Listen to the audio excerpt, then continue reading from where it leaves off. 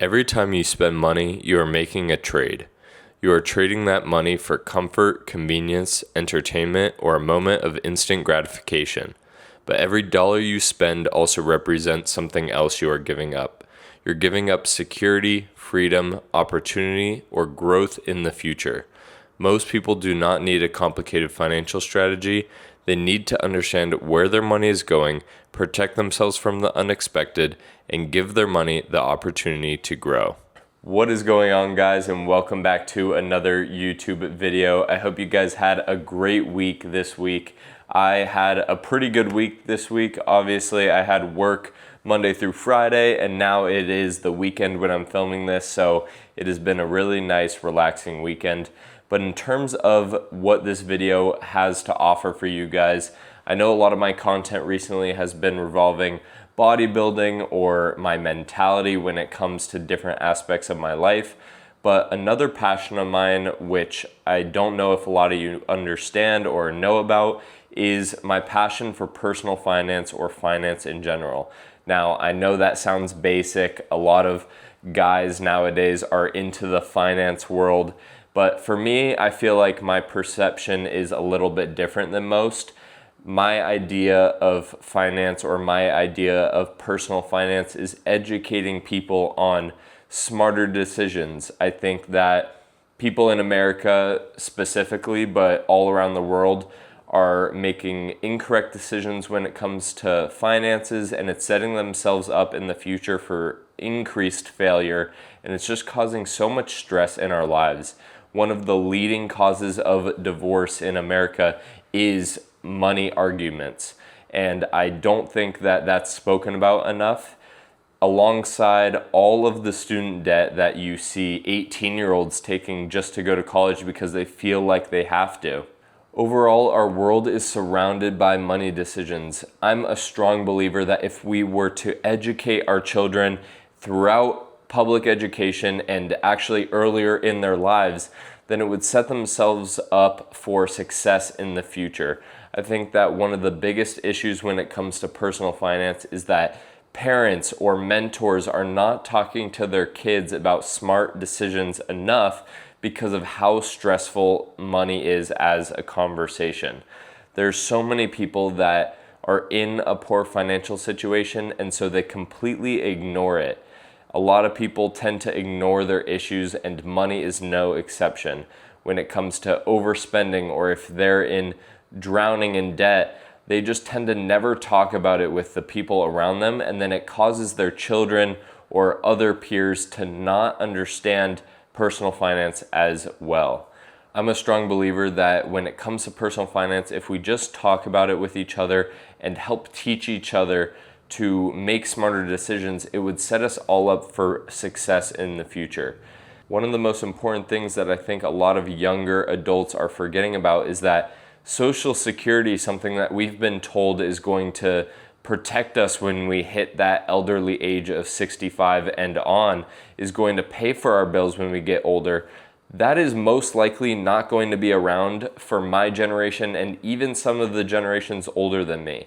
That is something that we cannot rely on, and so we have to make smart money decisions and start planning for the future on our own. And as much as that might scare a lot of you, it is actually a good thing because you can make smarter decisions than the government. And I think that's something that the world of finance has taught pretty much everyone that is interested in it. You can save more money and actually have more money for retirement than if you were to contribute to something like Social Security. So I know that kind of got off into a tangent, but in this video, I want to talk about the three main things when it comes to personal finance that can set you up for long-term success. And the first thing I want to talk about is understanding the trade-offs. Now, you might not understand what I mean by that, but I'm going to explain it right now. By understanding the trade-offs of every decision you make when it comes to finance, you start making smarter decisions subconsciously. So, for example, if you understand the trade-off of going out on a Friday night is going to make you feel hungover on a Saturday, then maybe you make a smarter decision and you don't go out on Friday. So the same thing applies to finance. If you understand that by spending $600 on a brand new TV that you do not need, if you understand that you could put that $600 towards something in the future that you might want, or even better, save it in an emergency fund so that when something bad happens in the future, you don't feel as stressed, and you know that that $600 that you kept away and you protected instead of wasting it on a TV can now help you get out of that bad situation. I mean, bad things happen all the time. There are always expenses related to pretty much everything in this world. It doesn't even have to be a bad thing. Maybe you get a brand new job opportunity and you have to move cities, and maybe that company is not specifically paying for all of your moving expenses. Having that $600 or X amount saved up and protected in your emergency fund can help you take that next step and actually progress your career in a lot of ways if that were the situation you were in.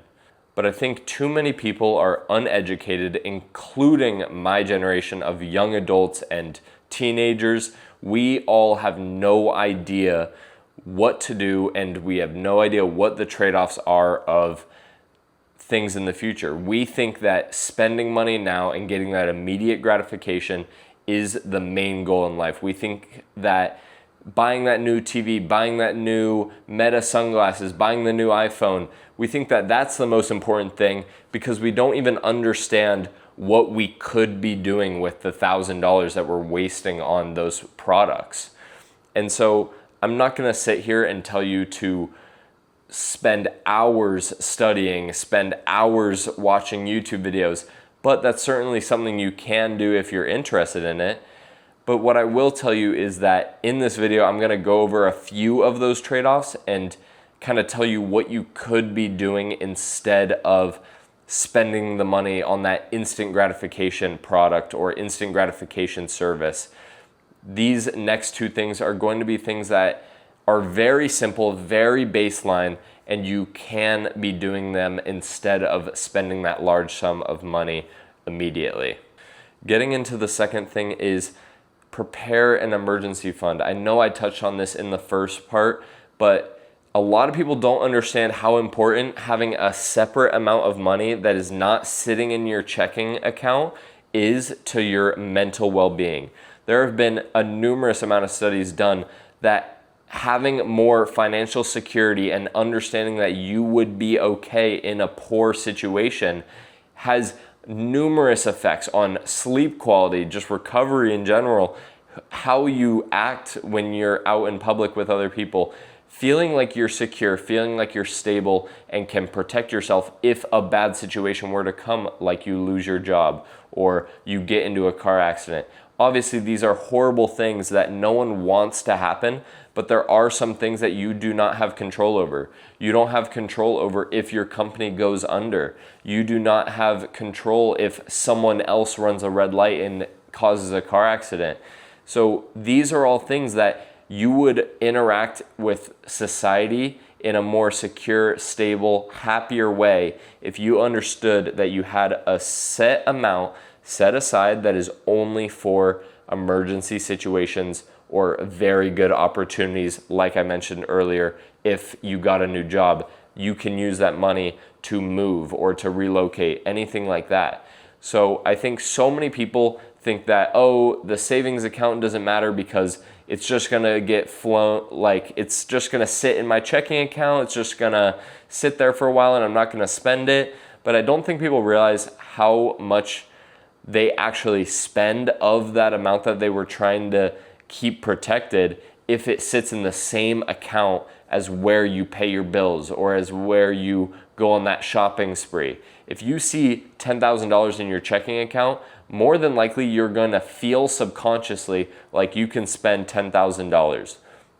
However, if you have a savings account with $8,000 and a checking account with $2,000 and you go on a shopping spree, I am very confident that you will not feel subconsciously like you have $10,000 to spend. You are more than likely to look at that $2,000 figure and understand that that is the number that you have to spend for the month or whatever. So that is a huge thing, not just physically where your money is, but also subconsciously in your mind, you feel a different way towards money when you have that set amount separated and understand the importance of what a savings account is meant to do. A little pro tip, I guess you could say, about that savings account is this is something that so many people that have a ton of money in savings don't actually know about, is get a high yield savings account.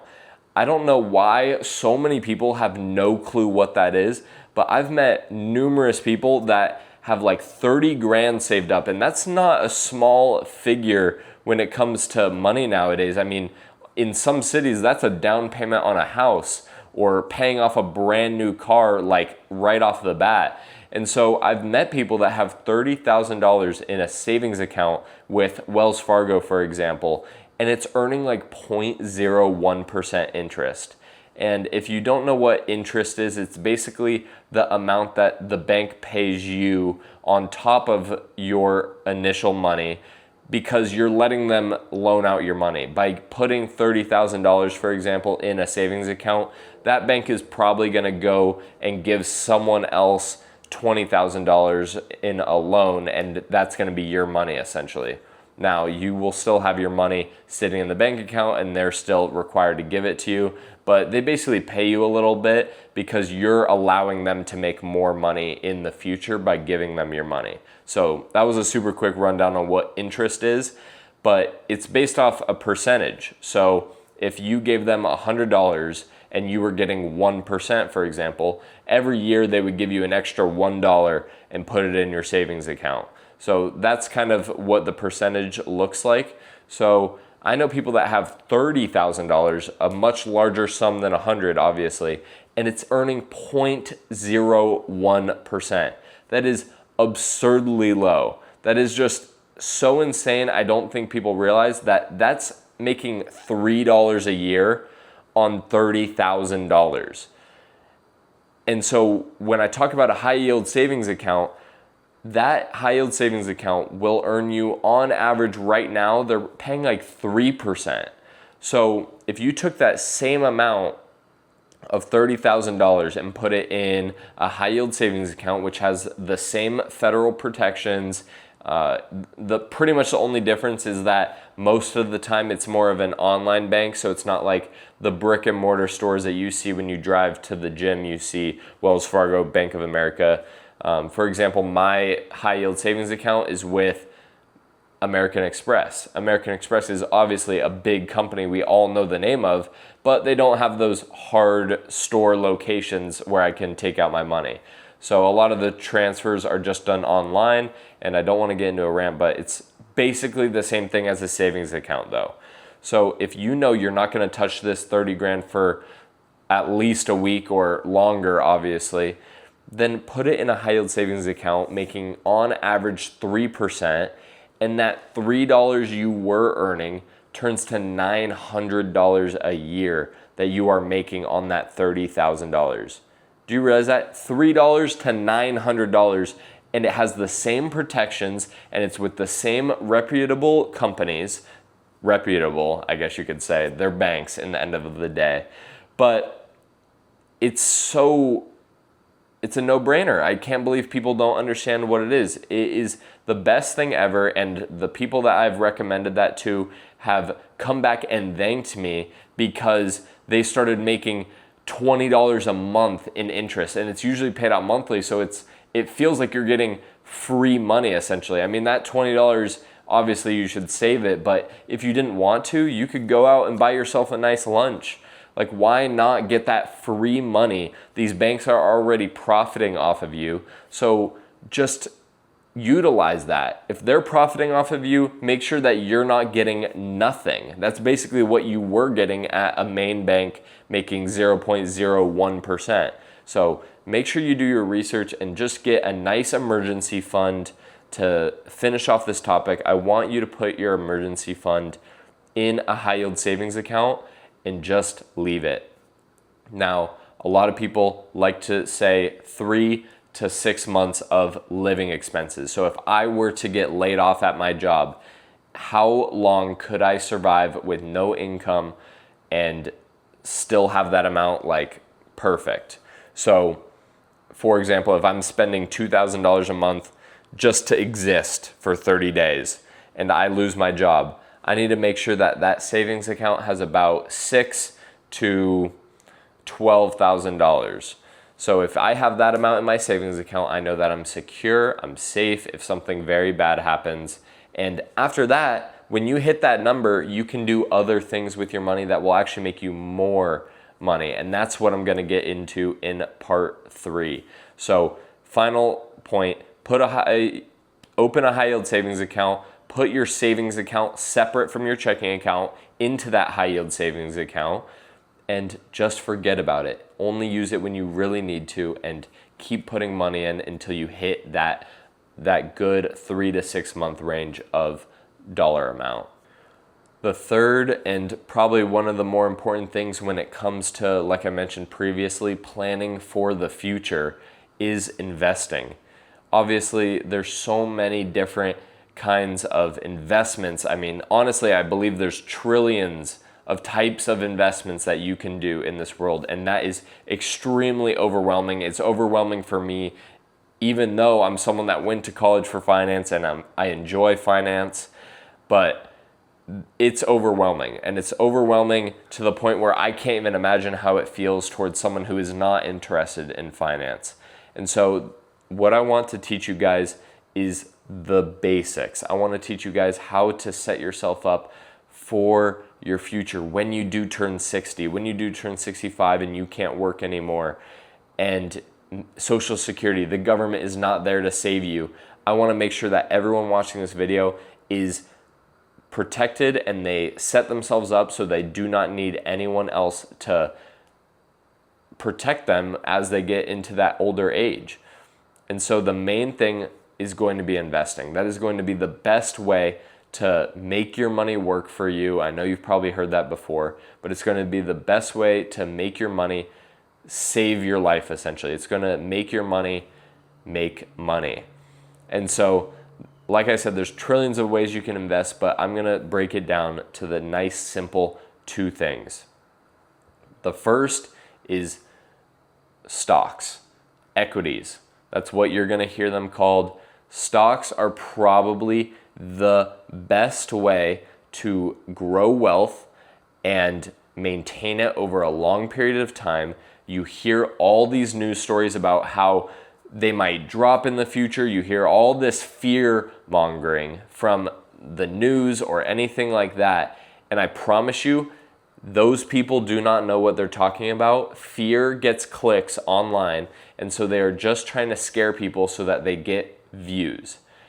In the long term, I have read multiple studies that say in the long term, stocks and equities, which are the same thing, are the best way to grow your wealth and protect your wealth for the long term. So if you are 40 right now and you're watching this video, invest in stocks. If you are 30 right now and you are like not invested in stocks, invest in stocks. If you are 20, you are probably in one of the best spots in the entire world. There's so many people that are young and don't realize how much opportunity they have. Invest in stocks. I have done so since I was 16 years old, and I've already seen incredible growth. I mean, when I was 16 years old was when COVID happened, and the stock market tanked in that very beginning part of COVID when people were very scared. And yet, guess what? I've only seen immeasurable growth since then. I'm 22 now, and if I had simply left my money alone and kept it in a savings account from when I was 16 to 22, I'm probably missing out on thousands of dollars. And I didn't even have the income to be investing a lot back then. And I still would have missed out on thousands of dollars if I didn't invest until I started today, for example. So the earlier you start, the better off you are. But stocks can be so simple. You do not need to invest in a bunch of individual companies. There are things in place that can help you do that for you, like ETFs or mutual funds or index funds. These are all things where someone else or a computer is in charge of just getting a really large basket of stocks, and all you have to do is put money in that one ticker or that one company. And it's super easy. For example, VOO is Vanguard's S&P 500 index. That is the same exact thing as the S&P 500. It has 500 of America's biggest stocks. And if you just buy VOO, you now own a small piece of all 500 of those companies. And what they do is you give them $100 and they take that $100 and put it in each of the stocks for you. And as long as you own that big ETF or mutual fund or index fund, they're gonna do it for you. And it is the easiest way to diversify a portfolio, but keep it simple on your end. So in the long run, you're just gonna be dumping money into these index funds or these mutual funds or these ETFs. Find what interests you, whether you want an entire global stock market, they have those. Whether you want just international big companies, they have those. Or maybe you do want to invest in American companies, they have all of those. So these are probably the most easy securities or most easy ways to just keep it simple in your brain, put a bunch of money into this one or two things, and your entire portfolio is taken care of by people that actually get paid to do that. So it takes so much stress off of you, and yet it's still making you an incredible amount of money. For example, I have some money in an international ETF, and it basically just has a lot of very large international companies.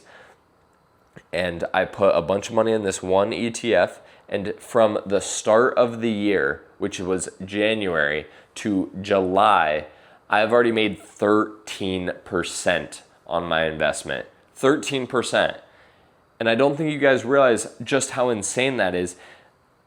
Like I said, the emergency fund in your high yield savings account is only earning 3%, 3.5%. By investing in stocks, especially in a time like this where they are doing amazing, I'm earning 12% in only 6 months. Not a year, in 6 months. So obviously there's more risk associated with it, but from all the studies I've done and all the studies I've read about, the risk gets mitigated the longer you're in the stock market. If you kept your money, say you're 20 years old and you're setting up money for retirement when you're 65, that's 45 years. There's pretty much a near 0% chance that you, when you're 65, will have less money than when you were 20 or how much you invested when you were 20. So let that sink in. There's a near 0 chance that you have less money when you're older, when you need that money. Compared to the emergency fund, I'm more confident that this money is going to grow than I am that the government is going to protect my money over here. So stocks and investing in stocks is the most important thing when it comes to investing and growing for your future. And that's just what I wanted to let you guys know in this video. I wanted to try and keep it simple. I can get super in depth, and if you guys want more finance videos and you maybe want me to veer off the bodybuilding track for a little bit, I'd be more than happy to give you guys in-depth videos about each of these topics, or maybe some things that can set you up for retirement. I'd be more than happy to make videos on that. So feel free to leave a comment down below if you're interested in anything like that. But before I leave you guys, these are the 3 things. Remember, understand the trade-offs. Understand that spending money, you could have used that money for something that will better your future self. Understanding the trade-offs is the biggest thing to help slow down your spending, at least in my perspective. The second thing, have an emergency fund. You operate as a better human being when you are in a stable state of mind and you are not constantly worried about money. So having that emergency fund is going to help you just be a better person in all aspects. And I promise you, you will notice the difference. The third thing is, if you want to set yourself up for the best chances of never having to rely on someone else's decisions. Invest in stocks, invest in ETFs, index funds, and just dump money into it whenever you have free money. Obviously, do not overspend. Do not put so much money into it that you can't pay the bills or pay your credit card. Always pay off that stuff and then try your absolute hardest to save money and put it into the stock market. Do not listen to the news. The news is always wrong. And like I said, fear gets views. They are trying to scare you away from the best tool to set your future self up for success. So those three things: understand the trade-offs, have an emergency fund, and invest in your future self. That's all I wanted to leave you guys with. I hope you guys enjoyed today's video, and I'm sorry if it felt like a rant. I really am passionate about this topic, and I'm sure you guys can gauge that from this video. But if you enjoyed, hit that like and subscribe button and tune in for future videos, new content every single week, as well as on TikTok and Instagram. If you want to get my more day-to-day life, feel free to follow me at Labbe Lifestyle. And I hope you guys have a great rest of your week. Keep grinding, keep working hard towards your goals, and make people remember your name. Peace out, guys. I'll see you in the next one.